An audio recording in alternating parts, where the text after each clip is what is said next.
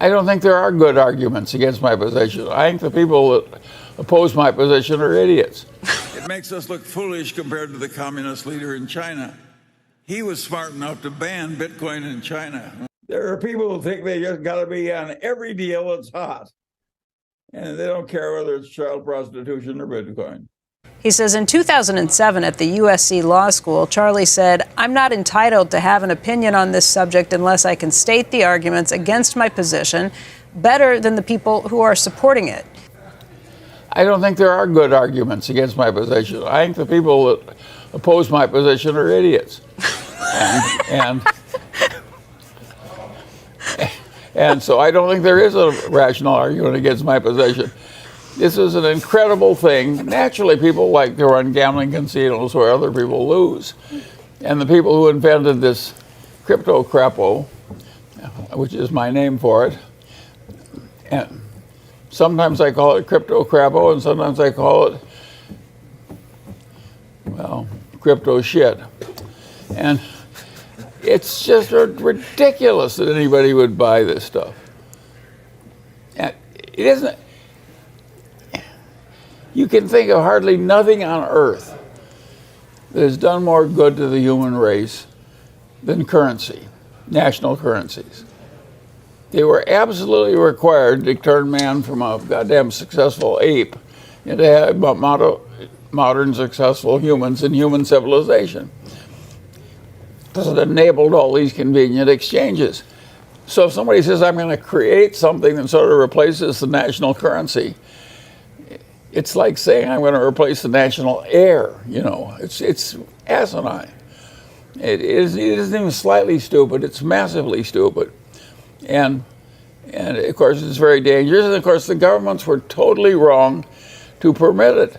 And of course I'm not proud of my country for allowing this crap, what I call the crypto shit, it's worthless. It's no good. It's crazy. It'll do nothing but harm. It's antisocial to allow it. And the guy who made the correct decision on this is the Chinese leader. The Chinese leader took one look at crypto shit and he says, not in my China. And boom, well, there isn't any crypto shit in China. He's right and we're wrong. Well, and there is no good argument on the other side. I can't supply it. So does that counter what you said back at USC? That you shouldn't have a position unless you can counter? No, it isn't counter. I do think you ought to be able to state on a lot of issues. You ought to be, how big should the social safety net be? That's a place where reasonable minds can disagree. And you should be able to state the case on the other side about as well as the case you believe in.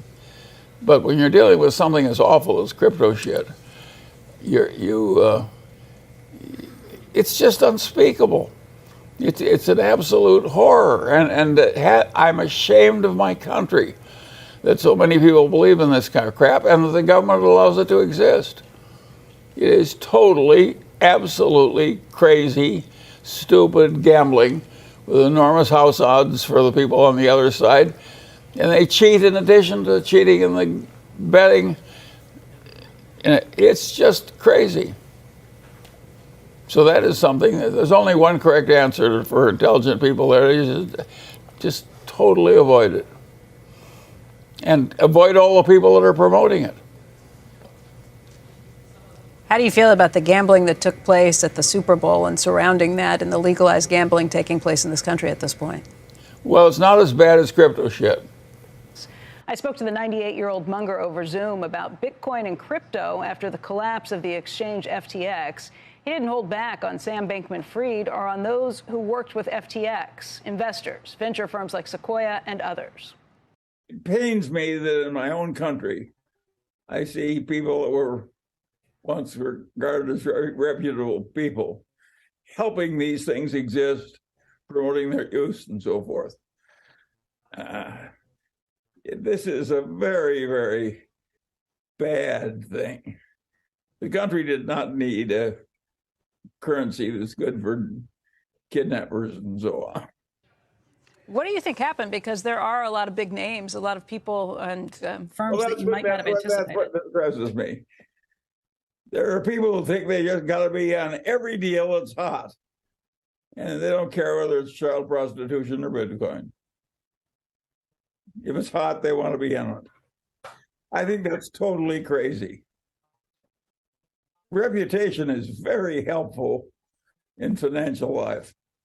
And to destroy your reputation by associating with scumballs and their scumball promotions is a huge mistake. Do you think those companies did any due diligence, or what happened? I think they actually mean well, though that you're seeing a lot of delusion. It's partly fraud and partly delusion. That's a bad combination. I don't like either fraud or delusion. And the delusion may be more extreme than the fraud. Delusion, how so? Nobody's going to invent a new thing that every 12-year-old kid can be a billionaire or something. He just calls it Munger coin. He starts trading it or something. It's crazy. It's demented.